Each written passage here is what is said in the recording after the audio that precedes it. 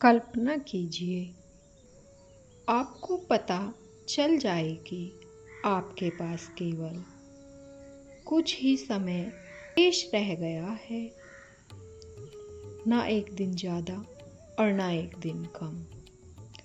तो क्या बदलेंगे? क्या कल सुबह भी आप उसी चिंता के साथ उठेंगे जिस चिंता को लेकर आज परेशान हैं? क्या वही वाद विवाद महत्वपूर्ण लगेंगे? क्या वही लोगों की राय आपको उतना ही प्रभावित करेगी, या फिर अचानक जीवन का पूर्ण अर्थ बदल जाएगा? रुककर सोचिए, क्योंकि यह प्रश्न मृत्यु का नहीं, जीवन का है। हम वास्तव में जी कब रहे हैं? अजीब बात है, मनुष्य जीवन भर जीवित रहता है, लेकिन बहुत कम समय वास्तव में जीता है। बचपन में सोचता है, जब बड़ा हो जाऊंगा तब खुश रहूंगा, और जब बचपन से युवा अवस्था में आ जाता है, फिर सोचता है कि जब सब कुछ व्यवस्थित हो जाएगा तब जीऊंगा। इसी प्रकार से जीवन की प्रक्रिया आगे बढ़ती रहती है। युवा अवस्था से वो बुढ़ापे में आ जाता है, और बुढ़ापे में सोचता है, काश थोड़ा समय और मिल जाता, और इसी बीच पूरा जीवन निकल जाता है। परम पूजनीय श्री विभादक मुनि कहते हैं, मनुष्य मृत्यु से नहीं डरता, वह जीवन को टालते टालते हार जाता है। हम मानकर चलते हैं कि अभी बहुत समय है, कल है, परसों है, उससे अगला है, ऐसे ही अगले वर्ष के लिए, अगले दिन के लिए, अगले उस हर पल के लिए बाद का जीवन है। लेकिन क्या किसी को यह निश्चित रूप से पता है? सत्य यह है, जीवन हमें कभी यह वचन नहीं देता कि कल अवश्य आएगा, और कल जैसे ही आता है, वो फिर हम सबसे मूल्यवान चीज आज को सबसे हल्के में लेते। जीवन हमें कभी यह वचन नहीं देता कि कल अवश्य आएगा, और जैसे ही कल हर रोज आज में परिवर्तित हो जाता है, और वो कल कभी नहीं आ पाता, तो यदि वास्तव में वह केवल वर्ष, जो एक वर्ष है, वह ही शेष हो, तो शायद आप कुछ लोगों को क्षमा कर देंगे, शायद कुछ शिकायतें छोड़ देंगे, पहली बार अपने माता पिता को ध्यान से सुनेंगे, शायद पहली बार किसी वृक्ष को देखकर रुकोगे, क्योंकि हमारी प्रकृति यही दिखाती है और समझाती है कि जैसे सूर्यदेव प्रतिदिन उगते हैं, उन्हें यह चिंता नहीं होती कि कल बादल होंगे या नहीं।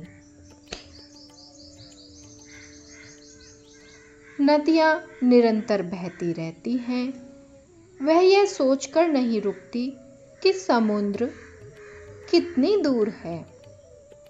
वृक्ष फल देते रहते हैं, वह यह गणना नहीं करते कि कौन उनकी प्रशंसा करेगा और कौन नहीं।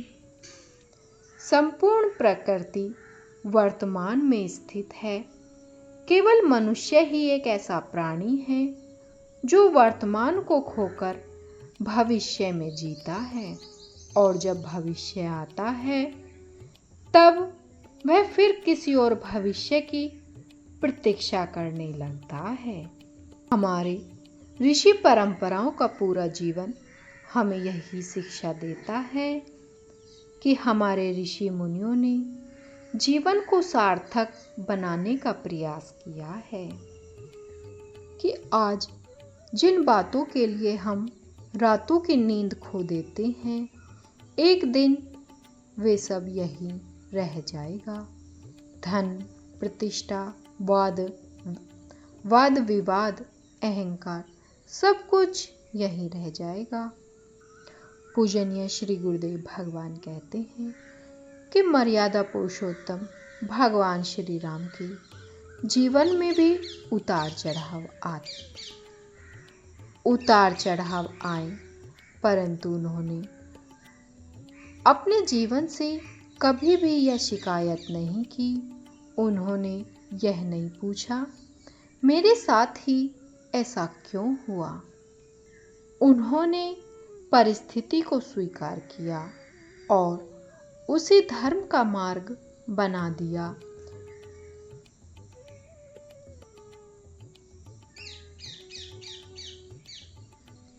कि महान जीवन वह नहीं जिसमें कठिनाई न हो, महान जीवन वह है जो हर परिस्थितियों को साधना बना दे।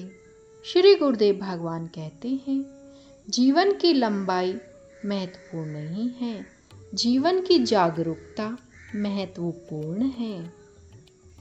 कि मनुष्य कई सौ वर्ष जीकर भी सोया रह सकता है, और जो गुरु सानिध्य में गुरु की कृपा से जीवन जीने लगता है, वह सोया नहीं रहता, वह एक क्षण में जाग सकता है। प्रश्न वर्षों का नहीं, उस चेतना का है। जीवन में सबसे बड़ी हानि धन खोना नहीं है, सबसे बड़ी हानि है एक और दिन बिना जागे हुए ही जी लेना।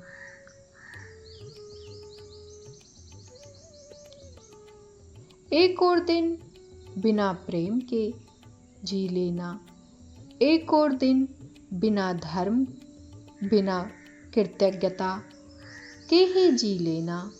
आप सभी से मेरा एक प्रश्न है, यदि आपको सचमुच यह पता लग जाए कि केवल एक वर्ष ही शेष है, तो आप क्या बदलेंगे? किसे क्षमा करेंगे? किससे प्रेम प्रकट करेंगे? क्या छोड़ेंगे? और सबसे महत्वपूर्ण, क्या पहली बार जीवन में जीना शुरू करेंगे?